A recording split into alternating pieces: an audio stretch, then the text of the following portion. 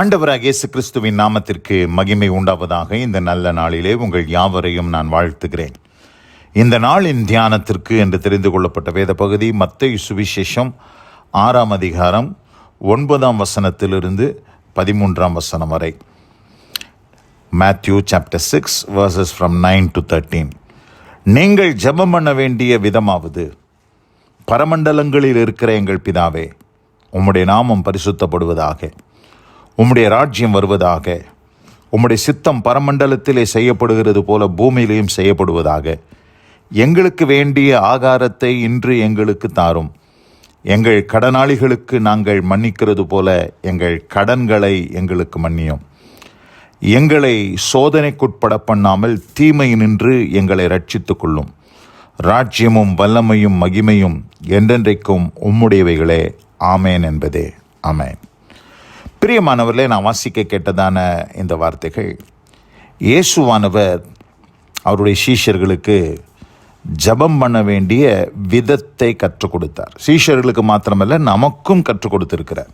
The pattern of the prayer, ஜெபம் பண்ண வேண்டிய விதம், எப்படி ஜெபிக்கணும் அப்படின்னு சொல்லி அங்கே 6 காரியங்களை சொல்கிறார். முதல் 3 காரியம் தேவனுக்கு அடுத்த காரியம். ராஜ்யம், உம்முடைய நாமம் பரிசுத்தப்படுவதாக, உம்முடைய ராஜ்யம் வருவதாக, உம்முடைய சித்தம் பரமண்டலத்திலே செய்யப்படுகிறது போல பூமியில் செய்யப்படுவதாக என்ற முதல் 3 காரியம் தேவனுக்கு அடுத்த காரியம். தேவனுக்காக நாம் ஜெபிக்க வேண்டிய ஒரு அவசியத்தை இந்த இடத்துல சொல்கிறார். அதற்கப்புறமேல் தான் நமக்காக ஜெபிக்க வேண்டிய காரியத்தை சொல்லிக் கொடுக்குறாரு. 11ஆம் வசனத்தில் பார்க்கும்போது, எங்களுக்கு வேண்டிய ஆகாரத்தை இன்று எங்களுக்கு தாரும். இந்த நம்முடைய தேவைகளெல்லாம் முதல்ல தேவனுக்கு அடுத்தவைகளை ஜெபம் பண்ணி விட்டு தான் நமக்கு அடுத்த காரியங்களை ஜெபிக்க வேண்டும். எங்கள் கடனாளிகளுக்கு நாங்கள் மன்னிக்கிறது போல எங்கள் கடன்களை எங்களுக்கு மன்னியும். எங்களை சோதனைக்குட்பட பண்ணாமல் தீமை நின்று எங்களை ரட்சித்து கொள்ளும் என்று சொல்லி பின்னதாக 3 காரியங்களை ஜெபிக்கிறத நம்ம பார்க்கிறோம்.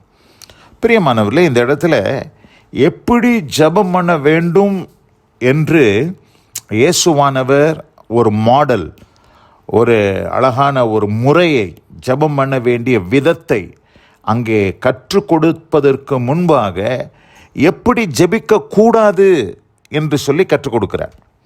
5ஆம் வசனத்தை வாசிக்கிறேன். அன்றியும் நீ ஜெபம் பண்ணும்போது மாயக்காரரை போல் இருக்க வேண்டாம். மாயக்காரர், ஹிப்போக்ரிட்ஸ், அவங்க என்ன செய்கிறாங்க? மனுஷர் காணும்படியாக அவர்கள் ஜெப ஆலயங்களிலும் வீதிகளிலும் சந்துகளிலும் நின்று ஜெபம் பண்ண விரும்புகிறார்கள். அவர்கள் தங்கள் பலனை அடைந்து தீர்ந்ததென்று மெய்யாகவே உங்களுக்கு சொல்லுகிறேன். இன்றைக்கி ஜெபம் பண்ண எப்படி ஜெபம் பண்ணக்கூடாது? முதல்ல நம்ம ஜெபம் பண்ணுறது 4 பேருக்கு தெரிகிற மாதிரி நம்ம ஜெபிக்கக்கூடாது. ஒருவேளை நம்ம அந்தரங்கத்தில் யாருக்கும் தெரியாமல் நம்ம ஜெபிக்கும் போது யாராகிலும் வந்து பார்த்துட்டா அது பிரச்சனை இல்லை. ஆனால் நிறைய பேர் எப்படி ஜெபிக்கிறாங்கன்னா, தாங்கள் ஜெபிக்கிறோம் என்பதை 4 பேருக்கு அது தெரிய வேண்டும் என்று அதை பிரபலப்படுத்துகிறார்கள். கேட்டால் என்ன சொல்கிறாங்கன்னா, அவங்களுக்கு ஒரு முன்மாதிரிக்காக நான் அதை செய்கிறேன், என்னை பார்த்து அவங்க ஜெபம் பண்ண கற்றுக்கணும், அதுக்காக நான் பொதுவாக என்னுடைய ஜெபங்களை நான் வெளிப்படுத்துகிறேன் என்று சொல்லி சிலர் சொல்கிறாங்க. அப்படி கிடையாது. நம்மளுடைய இன்டென்ஷன்ஸை ஆண்டவர் பார்க்குறார். நம்ம எப்படிப்பட்ட நோக்கத்தோடு ஜெபிக்கிறோம். நம்மளுடைய ஜெபம் தேவனுக்கும் நமக்கும் மாத்திரம்தான் தெரியணும். ஒருவேளை நம்ம ஒரு குடும்பத்துக்குள்ளே இருந்தோம்னா நம்முடைய மனைவி, நம்முடைய புருஷன், நம்முடைய பிள்ளைகள் ஒருவேளை அதை பார்க்கலாம். ஆனால் இன்றைக்கி நிறைய பேர் பார்த்திங்கன்னா, எல்லாரும் பார்க்குற மாதிரி, எல்லாருக்கும் தெரிகிற மாதிரி தாங்கள் எப்படி ஜெபிக்கிறோம், தாங்கள் எப்படி ஆண்டவரோடு உறவாடுகிறார்கள் என்கிற காரியங்களை பிரபலப்படுத்த விரும்புகிறார்கள். அப்படி நம்ம செய்யவே கூடாது. அது ஆண்டவருக்கு உகந்ததல்ல. அப்படி செஞ்சால் அதனுடைய பலனை நீங்கள் பூமியிலேயே அடைஞ்சு தீர்ந்துட்டீங்கன்னு சொல்கிறார். சொல்லிவிட்டு அதுக்கு அடுத்தபடியாக என்ன சொல்கிறார் பாருங்க, 6ஆம் வசனத்தில் எப்படி ஜெபிக்கணும்னு சொல்கிறாரு. நீயோ ஜெபம் பண்ணும்போது உன் அறை வீட்டுக்குள் பிரவேசித்து உன் கதவை பூட்டி அந்தரங்கத்தில் இருக்கிற உன் பிதாவை நோக்கி ஜெபம் பண்ணு. அப்பொழுது அந்தரங்கத்தில் பார்க்கிற உன் பிதா வெளியரங்கமாய் உனக்கு பலன் அளிப்பார். அறை வீட்டை பூட்டி கொண்டு யாரும் பார்க்காதபடி நீ ஜெபம் பண்ணு. அப்போ ஜெப வாழ்க்கை என்பது அது நமக்கும் தேவனுக்கும் இடையிலே இருக்கிற ஒரு அந்தரங்கமான உறவு. அந்த அந்தரங்க உறவை நாம் தேவனோடு வைத்து கொள்ள வேண்டும்.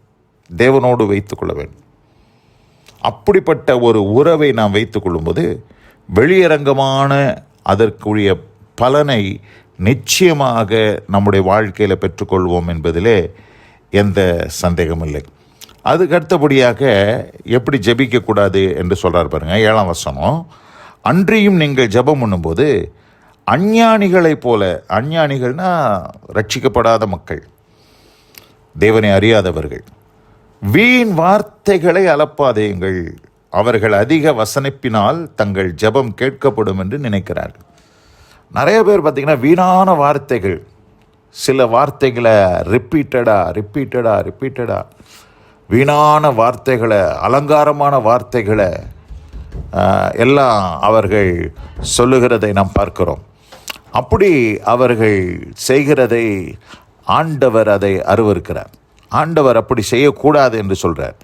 அதனால் பிரியமானவர்களே, நாமும் ஜெபிப்பதற்கு முன்பாக, எப்படி ஜெபிக்க வேண்டும் என்பதற்கு முன்பாக எப்படி ஜெபிக்கக்கூடாது என்பதை ஆண்டவர் இங்கே நமக்கு கற்பித்து கொடுத்த அந்த காரியத்தின்படியாக வீணான வார்த்தைகளினால் ஆண்டவரை அலப்பிக்கொண்டு நம்ம ஜெபம் பண்ணுவதற்கு முற்படாதபடி கர்த்தர் நம்மை காத்துக்கொள்வாராக.